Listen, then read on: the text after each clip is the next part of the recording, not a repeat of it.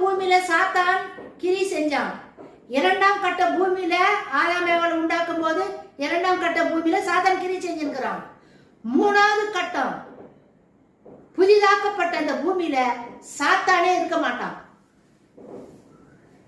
Only பரிசுத்த ஜாதி மட்டும், பரிசுத்த மக்கள் மட்டும்தான், நீதிமான்கள் பரிசுத்தமாக்கப்பட்டவங்க மட்டும்தான் புதிய பூமியில கொண்டு போய் வைக்க போறாரு. அதுக்காகத்தாங்க இயேசு சாமி இந்த பூமிக்கு வந்தது.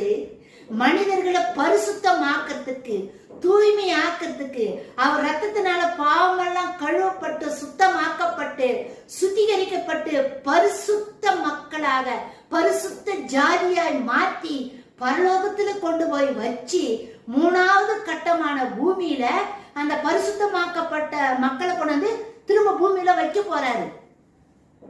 அதுக்காக தான் ஏசாமி இவ்வளோ நிகழ்ச்சி நடந்த காரணம், மூணாவது கட்ட பரிசுத்த பூமியில மனுஷனை கொண்டு போய் வைக்கிறதுக்காக தான் இவ்வளவு நிகழ்ச்சி நடக்குது, நடந்தது, நடக்க போகுது.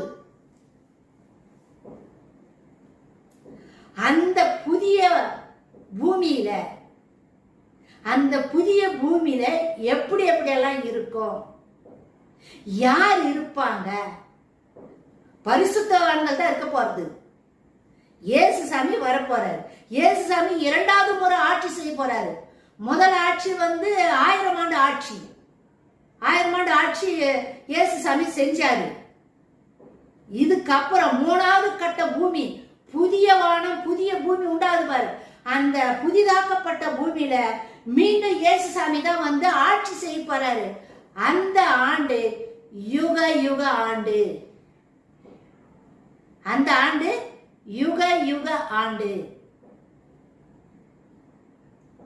அந்த யுக ஆண்டுக்கு கூட ஆண்டவர் ஒரு காலத்தை நியமனம் பண்ணி வச்சிருக்கிறாரு.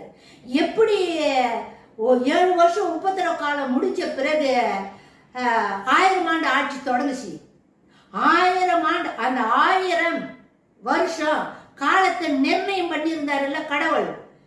ஏசாமி இந்த பூமியில மனிதர்களோடு கூட வாழறதுக்கு, ஆட்சி செய்யறதுக்கு ஒரு காலத்தை நியமனம் பண்ணி வச்சிருந்தாருல்ல. அதே போலவே புதிதாக்கப்பட்ட மூன்றாவது பூமியில, புதிய வானம் புதிய பூமியில இயேசு சாமியை ஆட்சி செய்யும் பொழுது அங்கேயும் காலத்தை நிர்ணயம் பண்ணி வச்சிருக்கிறாரு. எவ்வளவு காலம் அப்படின்னா 33,000 வருஷம்.